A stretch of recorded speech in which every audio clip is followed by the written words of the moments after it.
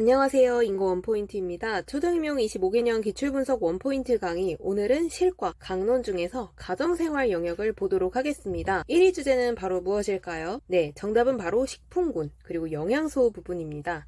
2007, 2009, 2010, 12, 15, 21, 그리고 23까지 총 7회 출제가 되었습니다.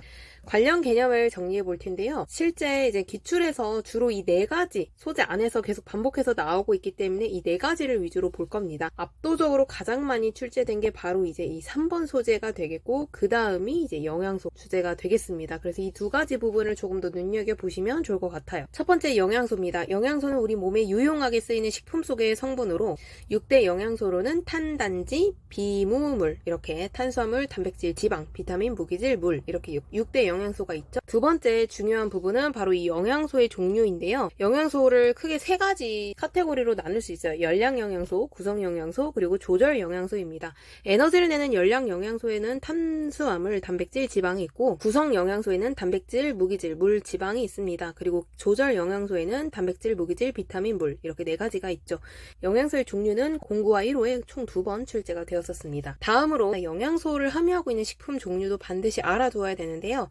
2009학년도에는 고추가 이제 비타민과 무기질이 풍부하다라는 내용이 출제가 된 적이 있었습니다. 다음 식품 구성 자전거인데, 이제 옛날에 유지 당류가 있었다가 중간에 유지 당류가 빠졌다가 다시 유지 당류가 포함이 되는 그런 식품 구성 자전거로 바뀌게 되었습니다. 그래서 앞바퀴는 이제 충분한 양의 물을 섭취해야 된다는 거고, 이건 규칙적인 운동을 해야 된다는 거고, 여기 균형 잡힌 식사를 해야 된다는 건데, 곡류는 매일 2, 4회, 고생달콩은 매일 3, 4회, 채소류는 매 끼니 2가지 이상, 과일류는 매일 1-2개, 우유 및 유제품류 매일 1-2잔, 유지 및 당류는 음식 조리 시에 첨가된 것으로 충분하다라는 부분으로서 곡류가 매일 2, 4회 섭취해야 된다는 내용이 21학년도에 한번 출제가 된 적이 있었습니다. 다음으로 이제 이 식품군에서 가장 많이 출제가 되었는데 총 5회 출제가 되었어요. 식품군 명칭을 쓰거나 혹은 알아야 되는 문제가 많이 출제가 되었습니다. 어떤 특정 예시 식품을 보고 이것이 속한 식품군이 뭐냐를 쓰거나, 혹은 제시문에 나열된 식품 중에서 빠진 식품군이 뭐냐, 이런 식으로 많이 묻기 때문에 여러분들이 식품의 예시와 식품군 명칭을 반드시 매칭하면서 학습을 하셔야 되겠습니다. 다음 영양성분 표시는 1, 2에 한번 나왔는데요. 질병관리청과 건강정보 포털에 자료를 가져오게 되었습니다. 이제 1회 제공량과 총 제공량이 나오는데, 여기 같은 경우에는 이걸 총 4번 먹는 거죠. 그럼 1회 제공량당 함량, 즉 이것의 4분의 1만큼을 먹었을 때 이렇게 많이 섭취를 하게 된다는 것입니다. 그래서 1회 제공량과 총 제공량을 구분할 수 있어야 되겠고, 1회 제공량당 영양소 함량을 보시면 이제 그램 혹은 뭐 킬로칼로리, 밀리그램 이런 거 나와 있고, 이것이 실제 하루에 필요한 영양소 대비 얼마나 함유하고 있는 것이냐, 퍼센트 영양소 기준치 내용도 나와 있습니다. 이 개념에 대한 것이 1, 2에 선지로 한번 나온 적이 있었어요.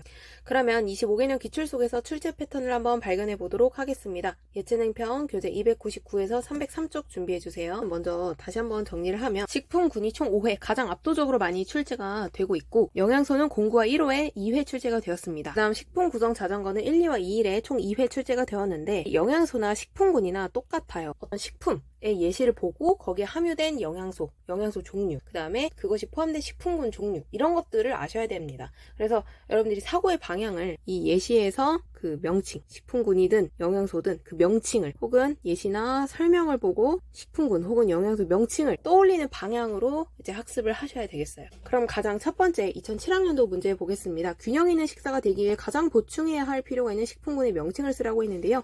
식품군에는 곡류, 고기생선, 달걀, 콩류, 채소류, 과일류, 우유 및 유제품류, 유지 및 당류가 있는데, 이 옥수수 식빵은 곡류에, 달걀은 고생달콩, 오이는 채소류, 사과는 과일류, 마요네즈는 유지 및 당류에 해당하겠죠? 그러면 포함되지 않은 것은 바로 우유 및 유제품류입니다. 이런 식으로 소거법으로 이미 그 6가지 식품군을 정해놓고 5가지를 준 다음에 빠진 게 뭐냐, 이런 식으로 묻는 사고 방식도 기출에서 많이 요구하고 있습니다. 다음 2009학년도에 보시면, 고추에는 무기질과 비타민이 많아서 영양소, 맞죠? 고추는 채소류이기 때문에 이제 무기질과 비타민이 많아요. 여기까지 맞는데 영양소 부분은 옳게 서술이 됐습니다. 영양소 1대1 매칭은 잘 됐어요. 그런데 에너지를 공급해준다. 이 무기질과 비타민이 열량 영양소일까요? 아니죠. 무기질과 비타민은 신체를 조절해주는 영양소입니다. 그래서 열량 영양소라고 서술된 것은 잘못되었다고 할 수가 있겠습니다. 그래서 2009학년도를 보면 어떤 특정 식품을 보고 거기에 많이 포함된 영양소 종류를 물을 수도 있지만 이런 식으로 영양소 종류를 구분하는 문제도 출제가 될 수 있겠습니다. 다음 2010학년도 문제 보면 여기 한 그릇 음식을 만든다라고 했어요. 근데 이제 여기 보시면 밥, 곡류죠. 김, 채소류, 치즈, 우유 및 유제품류, 당근, 채소류, 시금치, 채소류, 참기름, 유지 및 당류죠. 그러니까 모든 종류의 식품군을 포함하고 있다고 할 수가 없죠. 뭐가 빠졌죠? 네, 과일류 빠졌고요. 고생달콩, 고기 생선 달걀 콩류가 지금 빠졌습니다. 그렇기 때문에 디귿은 답이 될 수가 없겠고, 밥을 이용한 균형 잡힌 한 그릇 음식으로 이제 비빔밥, 잡채밥, 카레라이스 이런 부분들은 충분히 될 수가 있어요. 여기에 이제 고기도 들어가고 뭐 야채도 들어가고 이런 것들 들어갈 수 있는데, 식혜는 이제 오로지 그 유지 및 당류와 곡류만 들어가는 것 아니니까, 그렇기 때문에 균형 잡힌 식사라고 볼 수 없겠습니다. 다음 12학년도 보시면 여기 이제 식품 구성 자전거의 설명이 나와 있어요. 식품 구성 자전거 뒷바퀴에는 영양적으로 균형 잡힌 식사를 위해 섭취해야 되는 6가지 식품군과 상대적 섭취 비율이 나타나 있다. 맞죠?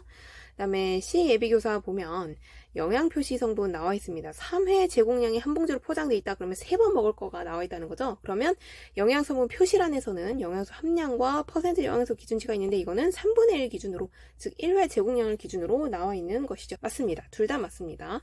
근데 이제 이 영양성분 표시 내용은 2012학년도 이때 딱 선지로 한 번만 출제가 되었었는데, 이것에 대한 내용이 서답형 시절로 다시 바뀌어서 출제가 또 될 수 있잖아요. 그러니까 이 용어를 반드시 좀 정확하게 기억을 해 두셨으면 좋겠고, 계산하는 문제가 나올 수도 있을 것 같습니다. 다음 15학년도에서는 이제 고구마 샐러드, 이제부터가 조금 정말 이제 최신 기출 경향과 거의 대부분이 일치하는데요. 기억과 관련하여 이제 간식상에 포함된 에너지, 열량 영양소의 종류를 모두 쓰라고 했습니다.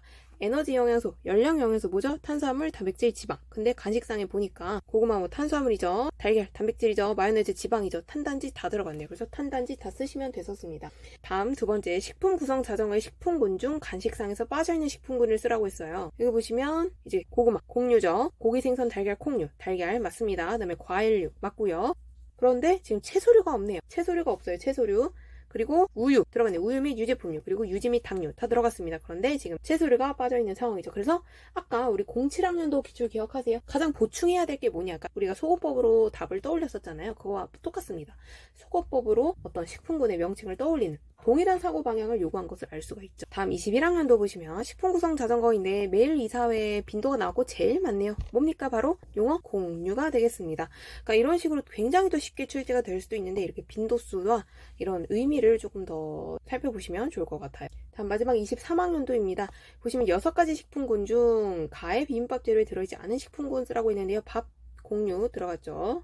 고생달콩류, 쇠고기에 들어가 있습니다. 애호박에서 채소류, 당근에도 채소류, 사과, 과일 들어갔죠. 달걀 다시 고생달콩 들어가고요. 설탕, 유지 및 당류 들어갔습니다. 뭐가 빠졌을까요? 바로 우유 및 유제품류가 되겠습니다. 지금 07, 15, 23 다 똑같이 지금 소거법으로 식품군 명칭 쓰라고 하고 있어요. 놀랍지 않습니까? 여러분 기출분석 안 하실 거예요? 하셔야 되겠죠? 네, 이렇게 25개년 기출석에서 출제 패턴 발견하고 이대로 사고를 연습하시면 되는 거예요. 괜히 이상한 식품군, 다른 이제 보충자료 이런 것들을 읽으시기보다는, 다시 말씀드리지만 구체적인 그 식품의 예시 또는 뭐 설명, 근데 거의 설명 잘 안 나오죠. 거의 식품의 예시를 보고 여기에 해당하는 영양소 아니면 식품군, 그것도 명칭을 직접 써야 돼요. 그러니까 명칭을 말로만 뱉지 말고 꼭 쓰는 연습을 반드시 해야 되는 것을 알 수가 있습니다. 마지막 함께 풀면 좋은 인고 원포인트 모의고사 문항으로 마무리해 보도록 하겠습니다. 리패키지 1부의 2회 A형 11번에 2, 그 다음에 신규 2회 A형 11번에 3, 총 2문항 출제를 했습니다. 한번 풀어보시면 좋을 것 같아요. 그러면 다음 시간에는 실과 마지막 기술의 세계 강론에서 가장 많이 출제된 주제를 보면서 실과 마무리해 보도록 하겠습니다. 그럼 다음 시간에 만나요. 안녕.